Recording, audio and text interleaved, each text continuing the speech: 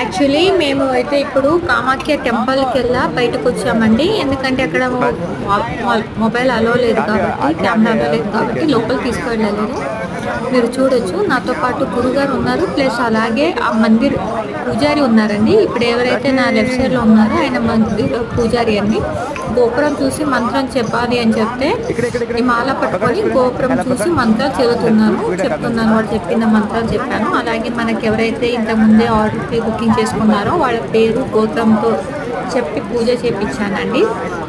ఇప్పుడు నా పక్కన ఉన్న వాళ్ళైతే మా గురుగారు అండి, నాగాసాధు శ్రావణ్ భారతి గారు అని చెప్పేసి, ఆయన దయ వల్లనే, ఆయన సపోర్ట్ వల్లనే మాకు గుడి లోపల ఈ మాల తీసుకెళ్ళడానికి పర్మిషన్ కావచ్చు, పంతులు కావచ్చు హెల్ప్ చేశారు. వాళ్ళది కామాఖ్య టెంపుల్ లోపలనే అఖాడ ఉంటుందండి. నాగసాధు గారు అఖాడ ఉంటుంది, జూనా అఖాడ అని.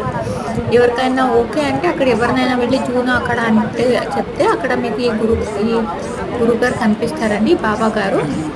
వాళ్ళ ఆశీర్వాదం తీసుకోవచ్చు, ప్లస్ వాళ్ళ సపోర్ట్ తీసుకొని ఎవరికైనా దర్శనం కావాలన్నా కానీ వాళ్ళు హెల్ప్ చేస్తారన్నమాట.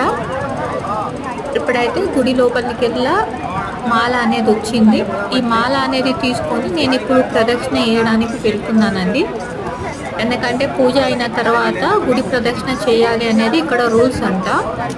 అది చేస్తే బాగా పాజిటివ్ ఎనర్జీ ఉంటుంది, మంచి జరుగుతుందని చెప్పేసి నేను మాల తీసుకొని ఇప్పుడు గుడి ప్రదర్శనకి వెళ్తున్నాను.